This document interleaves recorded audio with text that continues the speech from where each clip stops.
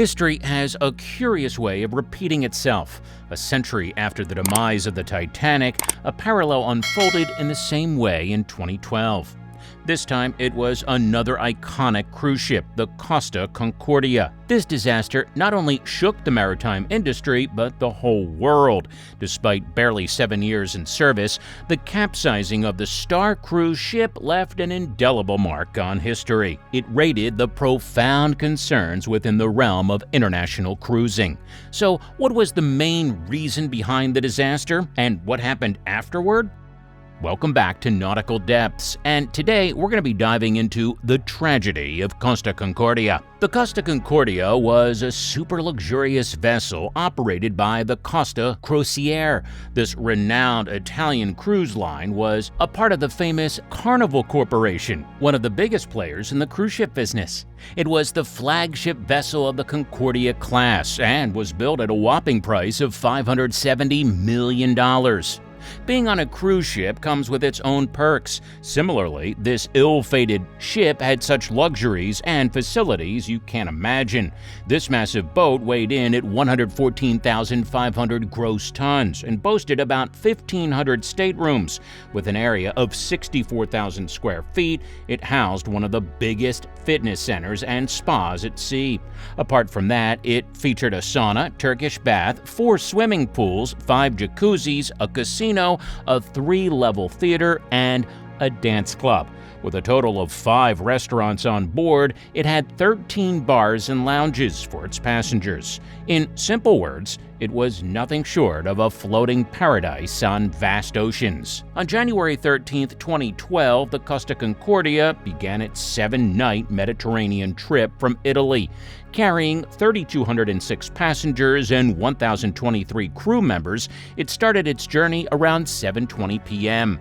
The ship was mastered by Captain Francesco Schettino, who was a senior captain with 11 years of service. However, due to the unknown reasons, the vessel deviated from the original course and sailed near the Tuscan island of Giglio. Captain Francesco claimed that the company itself instructed him for a sail past salute. On the other hand, the cruise line clarified that he didn't follow the approved route for this maneuver. After 9:45 p.m., the ship hit a rock at 16 knots, which created a 174-foot gash in the hull. Due to this impact, the ship lost its power, and flooding left the vessel uncomfortable. After that, due to water intake and high winds, it tilted towards the starboard side. Initially, all passengers were told of a blackout by the captain and the crew.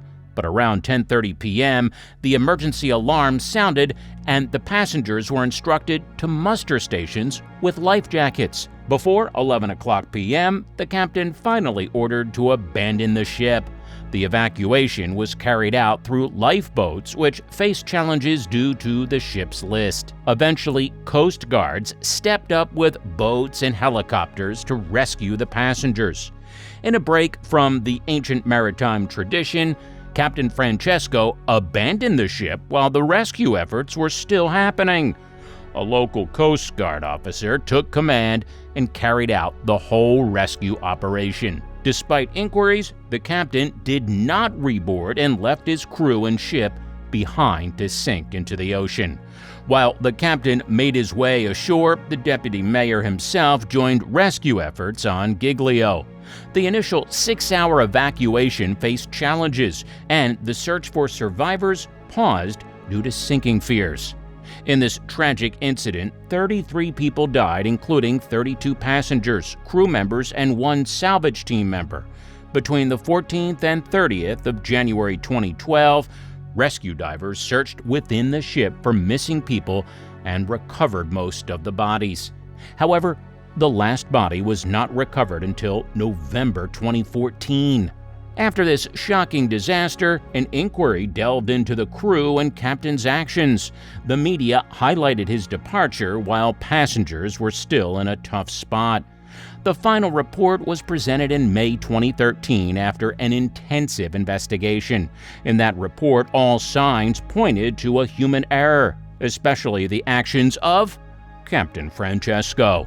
His decision to divert from the normal course and sail too close to the island stands out as a key factor. He was held accountable for his choice to deviate without the consent of the company's top management. Sailing at a high speed in risky waters and failing to understand the risks showed his incompetence. His delayed order to change course contributed to the significant loss of life and injuries. His poor leadership became evident when he failed to issue orders upon learning about the damages. The report highlighted his failure to take immediate action when informed of flooding in the engine room. This delay in sounding the general emergency alarm resulted in a loss of precious time. By the time the report surfaced, the captain was already under arrest. In fact, he was on house arrest 4 days after the wreck. The trial began on July 9, 2013. Prosecutors, along with survivors, labeled the captain as a reckless idiot. He denied all charges by claiming he was a scapegoat for the crew's failure. In a separate trial, 5 other Costa Cruises employees were found guilty of manslaughter and got sentences of 3 years. On February 11, 2015, Francesco Schettino was convicted and sentenced to 16 years in prison for several charges. His charges included manslaughter, causing a shipwreck, abandoning the ship before everyone was safely evacuated, and providing false information. He appealed, but Italy's highest court upheld the conviction and sentence. The vessel remained deserted on its side for 2.5 years. In July 2014, it was refloated and towed to Genoa. After 3 years in January 2017, the majority of the Costa Concordia had been disassembled and scrapped, with all the metal recycled. The final scrapping phase concluded in July 2017. The recovery of the wreck stands out as one of the most expensive in history. According to the reports, the cost of the whole operation was around $2 billion. This figure surpasses the original construction cost of the vessel in 2004, making it more than 3 times as costly. Although human error played a big role in this tragedy, attention was drawn to the evacuation procedures in the aftermath of the accident. Investigations revealed missed opportunities to abandon ship before it had started tipping, and the surprising aspect was the delay in evacuation. As a response, CLIA suggested making lifeboat drills mandatory before a vessel departs, not within 24 hours after departure. The International Maritime Organization later made this rule mandatory in January 2015. The incident also shed light on the risky practice of large cruise liners sailing too close to the coast. In the same year as the grounding, CLIA enforced mandatory policies on passage planning and bridge access. Since then, all cruise companies have tightened monitoring technologies to ensure vessels stick to their planned routes. After this accident, the European Maritime Safety Agency conducted a damage stability study for passenger ships that was completed in 2016. In June 2017, new standards for all cruise ships were introduced. These standards enhance the ship's capability to stay stable and afloat after flooding due to a collision. To wrap things up, the tragedy of the Costa Concordia taught us some tough lessons about the importance of safety at sea. Changes have been made to prevent such incidents in the future.